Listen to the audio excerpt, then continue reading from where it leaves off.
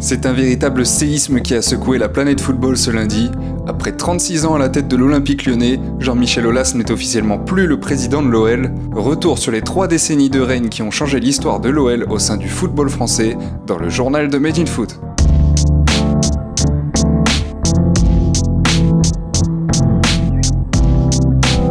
Jean-Michel Aulas n'est donc plus le président de l'Olympique Lyonnais. La nouvelle est tombée en pleine nuit ce lundi dans un communiqué publié quelques heures après le match légendaire entre l'OL et le MHSC. Lors de sa réunion tenue le 5 mai 2023, le conseil d'administration d'OL Group a nommé Monsieur John Textor en qualité de président du conseil d'administration à compter du 5 mai 2023 et jusqu'à l'issue de son mandat d'administrateur. À la suite de la cessation des fonctions de Jean-Michel Aulas en tant que président-directeur général d'OL Group, Monsieur John Textor a également été nommé en qualité de directeur général d'OL Group à compter du 5 mai 2023 pour une période intérimaire, le temps d'identifier et de désigner un nouveau directeur général. Monsieur Jean-Michel Aulas sera nommé président d'honneur, peut-on lire dans ce communiqué. Ce n'est pas son départ qui a surpris tout le monde, mais le timing de celui-ci. En effet, lorsque John Textor et sa société Eagle Football ont officialisé le rachat de l'OL en juin dernier, il était écrit que Jean-Michel Aulas resterait à son poste de directeur général pendant 3 ans minimum. Finalement, JMA s'en va plus tôt que prévu alors que son équipe masculine se bat actuellement afin de décrocher un ticket pour jouer une Coupe d'Europe la saison prochaine.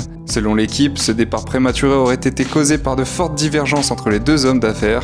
Le Lyonnais de 74 ans était notamment opposé à la création d'une grande cellule de recrutement proposée par le groupe Eagle. N'ayant pas trouvé d'accord sur ce sujet lors du dernier conseil d'administration vendredi, les nouveaux propriétaires ont décidé de ne pas continuer l'aventure avec Aulas. C'est donc une histoire d'amour de 36 ans qui s'achève, 36 ans de haut et de bas, d'exploits et de désillusions, mais surtout 36 ans qui ont fait basculer l'Olympique Lyonnais dans une autre dimension, ce qui était alors inconcevable lorsqu'il a repris les rênes du club en 1987 à l'âge de 41 ans. À cette époque, le club est énormément endetté, sombre en 2e division et ne détient que 3 Coupes de France dans son armoire à trophées. 2 ans après l'arrivée du patron de la société Cégide, les Gones retrouvent la Ligue 1 et remportent leur premier titre en 2e division.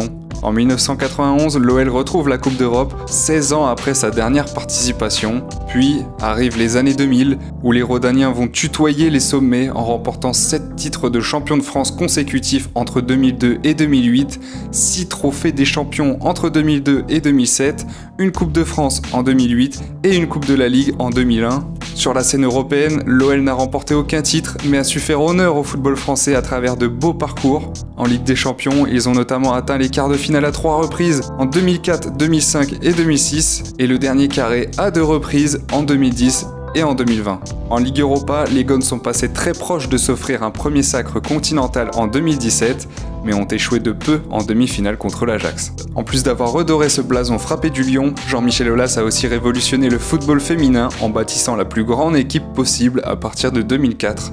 Depuis, les Fenotes, comme on les surnomme, ont remporté 39 titres, dont 8 Ligues des Champions, 15 championnats de France ou encore 9 Coupes de France. De plus, la première Ballon d'Or féminine de l'histoire en 2018 se nomme Ada Egerberg, l'avant-centre norvégienne de l'Olympique Lyonnais. L'OL féminin a aujourd'hui largement contribué à l'évolution du football féminin et Monsieur Aulas n'y est pas pour rien. En 3 décennies, le club de Jean-Michel Aulas a formé de nombreux joueurs talentueux, dont certains sont devenus de grands champions, parmi eux 3 champions du monde 2018, Corentin Tolisso, Nabil Fekir et Samuel Umtiti. Et plus récemment, une des plus grandes fiertés lyonnaises, un certain Karim Benzema, qui a été sacré Ballon d'Or 2022.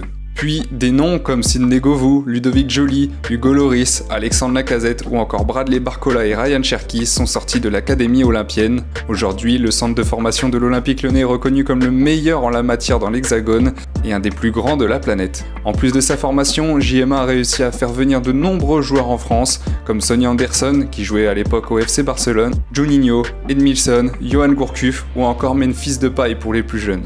Durant sa présidence, Aulas a fait de l'Olympique Lyonnais un modèle sur le plan sportif, mais également sur le plan économique. Jusqu'au mois de décembre dernier, il était le seul dirigeant de club français à être propriétaire de son stade, le Groupama Stadium depuis 2016, et d'un club coté en bourse. D'ailleurs, en plus d'avoir bâti ce nouveau stade, JMA a créé un véritable pôle d'attractivité à Dessines-Charpieu, en construisant également l'OL Valley, un grand complexe commercial, et un centre d'entraînement de 10 hectares à la pointe de la technologie, nommé Groupama OL Training Center. En 36 ans, l'homme d'affaires a fait passer les finances de son club de 2 millions d'euros à 310 millions d'euros au début des années 2020. Puis, avec ce rachat d'Eagle Football, ce sont pas moins de 800 millions d'euros qui sont injectés dans les finances de l'OL.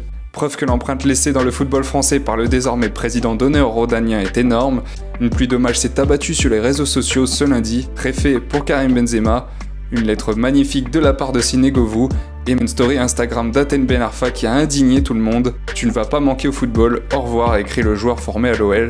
Les relations entre le dirigeant et son ancien joueur n'avaient jamais été très chaleureuses, même si personne ne connaît les véritables raisons. En février 2021, 8 mois avant son décès, Bernard Tapie, l'ancien président emblématique de l'Olympique de Marseille, avait rendu aussi un vibrant hommage à Jean-Michel Aulas sur RMC Sport.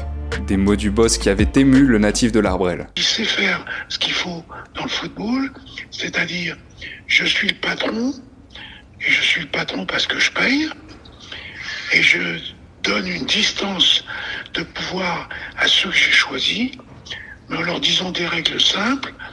Vous avez le droit d'être le patron tant que vous gagnez. Et s'il y en avait, encore deux de plus, eh ben, le championnat de France n'aurait pas la gueule qu'il a aujourd'hui. Et bravo Jean-Michel, je t'aime. Jean-Michel Aulas laisse donc derrière lui un palmarès monstrueux à l'Olympique Lyonnais. À 75 ans, il n'a pas encore dit son dernier mot dans le football, puisque celui-ci devrait bientôt prendre la présidence de la Ligue professionnelle féminine qui sera prochainement créée. De plus, JMA est toujours un membre important du comité exécutif de la Fédération française de football, le COMEX, et veut toujours contribuer au développement du football féminin. Et toi, penses-tu que Jean-Michel Aulas est le plus grand dirigeant de l'histoire du football français? Écris-le nous dans les commentaires.